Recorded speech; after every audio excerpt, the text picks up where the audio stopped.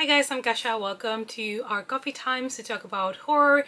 And today I have another unboxing for you because I just got my June Abominable book box and I'm dying to know which books I got. It's coffee time. So it seems that the Abominable book box has changed in the last 2 months. They have changed the way that they do their boxes. Before, they used to send 3 books. 2 were mostly new releases and 1 was a second-hand book. But now they have like their own personalized special editions and they do just 1 hardback new release special edition signed and then they do 1 second-hand book. And honestly, I'm not even mad because I always love special editions. I'm that kind of person that will pay extra, will order another copy if I see a really beautiful special edition of a book. And I feel like horror books don't get that treatment that much, not as much as fantasy or other genres, so I'm really excited. And I don't know which book we got this month, so let's see together. If you guys get the box, let me know what you thought about the change because I haven't really talked to people about it, but I'll be curious to know what other people think about the change. Maybe some people are not as happy as I am. Let me know in the comments down below. And now it's time to open up this baby and let's see what's inside because this one feels quite heavy this month. Let's start with the treats, shall we? We have a little box of candy kittens. I've seen these ones before and I've never tried them. These are vegan sour watermelon candies. I mean, I love sour candy to be fair, and I love cats, so I think like this is perfect snack for me. So coming to the movies next time.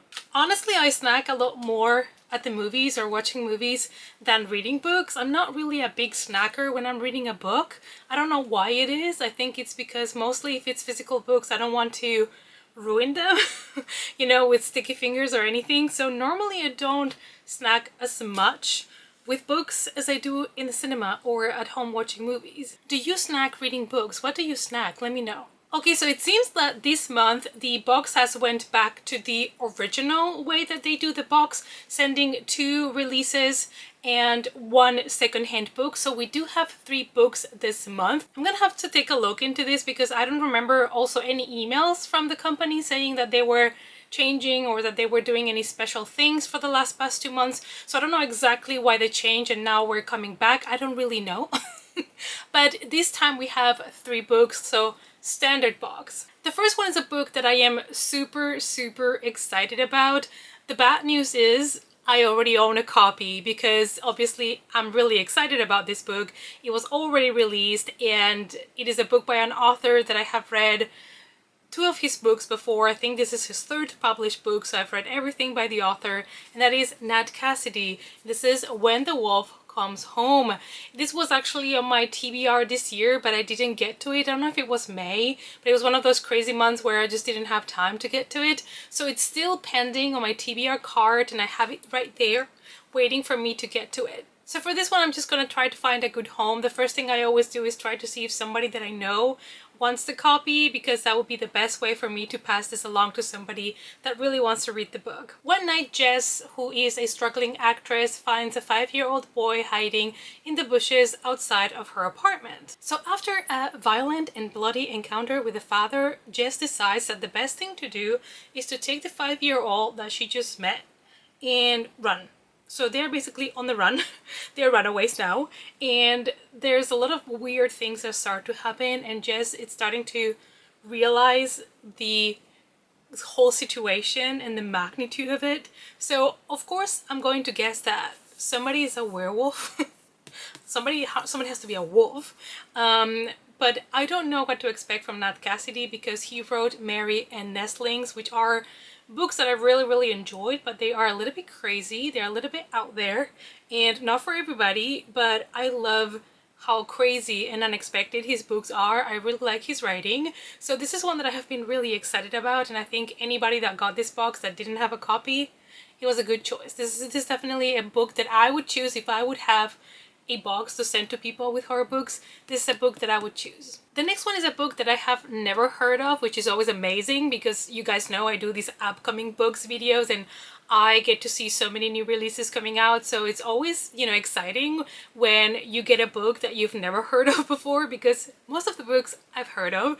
So this one is Ghost Roots by Pemi Aguda. So these are all terrifying, speculative horror stories by the same author, and these was a finalist for the 2024 National Book Award.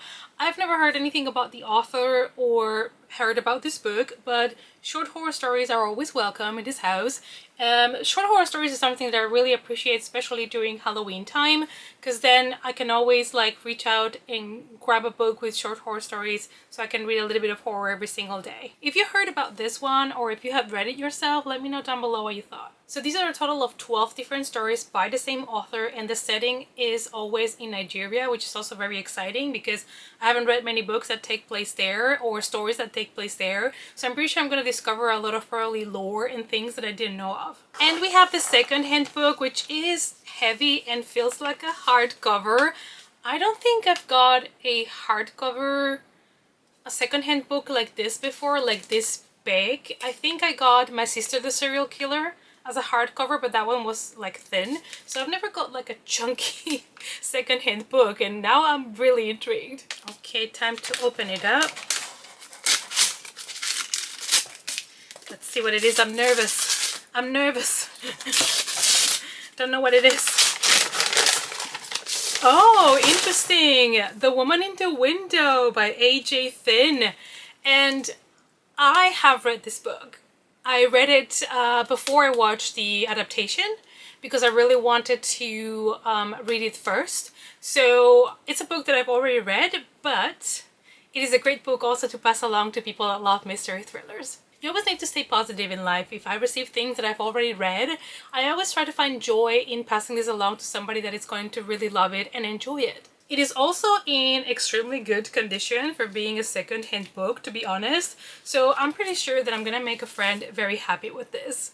Anna has spent the last 10 months in her apartment. She is unable to leave the place and she is kind of scared to go to the outside, so all that she has, all the reference to the outside world, is whatever she sees from her window. And that is when the Russells move just across the street and she realizes that they are the picture-perfect family that she once had, you know, like a 3-people family. So she is very intrigued and interested about them and she watches them a lot. Creepy. And then she witnesses something that probably she should not have witnessed, and that is where the mystery thriller aspect comes. I would recommend the adaptation, I would recommend the book. I think it's a very strong mystery thriller, but I don't tend to keep copies of mystery thrillers unless it's an author that I really enjoy, like Riley Sager, and I want to have all the books in my collection. Normally I just read them and pass them along, so this one is one that I'm going to try to also find a home for. I'm very aware that this problem is mostly for people like me that read a lot or have been reading a lot throughout the years, and it's more normal that you are going to receive books that you've either already read or heard of or stuff like that. And also when it comes to new releases, I'm informed about new releases, so of course when I heard the new Nat Cassidy book was coming out, I had it already on pre-order. So it's things that, you know, are bound to happen, and I'm aware that by ordering these box I'm gonna receive potentially books that I have already read or that I've already bought. This month we have another pin, and the pin this month I think is my favorite pin I've ever received in a box or as a present. I mean, this pin is everything. Look at this pin, look at the ghosty with the book. Tell me this is not the cutest thing you've ever seen in your life. I love this so much. This is going straight to one of my jackets. Then we have the Nat Cassidy book plate, which I'm going to put in my book. This is going to be my first Nat Cassidy book that I have signed. And we have, of course, the bookmarks. We have the Abominable book box bookmark. The other bookmark is really cool because you have here on the one side a man kind of sleeping in a bed and things coming from the sides. And if you turn it around, the bed is bloody but empty. I love it. And the last one we have is for a book that it is a new release as well. It is Secret Lives of the Dead by Tim LeBon. And I really love these new bookmarks they're doing, kind of like highlighting authors, and you have one of their new releases on the front, and then on the back you have more of the author's books in case you want to check them out. And of course, something that you can always rely on is the beverages. The usual suspects are the coffee to go, the Nescafe, and the Yorkshire tea. This month they have changed the chocolate. It's no longer Galaxy chocolate, it's Options, a Belgian chocolate, and I've never heard of this one, so I'll be willing to try.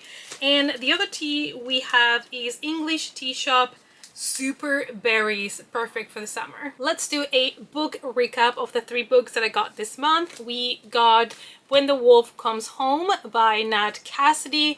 This is a new release I've really been looking forward to read, and I still haven't, so I think I'm gonna push it to September, October, because summer I'm probably gonna go for more summer horror books, but I'm really interested in this one, and I would recommend everybody to try Nat Cassidy. Then we have this other release that I have never heard of, which are 12 horror stories based in Nigeria. It is called Ghost Roots by Pemi Aguda. Never heard of it, so it's always exciting to receive things that you've never heard of before. I think I'm somebody that is very curious, and as long as it's horror or something that I potentially enjoy, I'm always willing to try new things. And of course we have the second-hand book, which was The Woman in the Window by AJ Finn.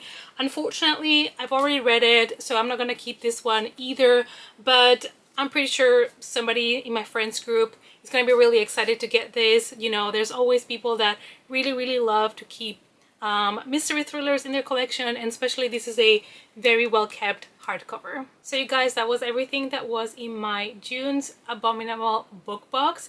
Let me know down below what you received this month, especially the second-hand book, which is the one that is always different for everybody. And yeah, I hope that you enjoyed the unboxing. I hope that you like to see the books that I received this month, and I hope to see you all, as always, you guys, in our next coffee time. Bye!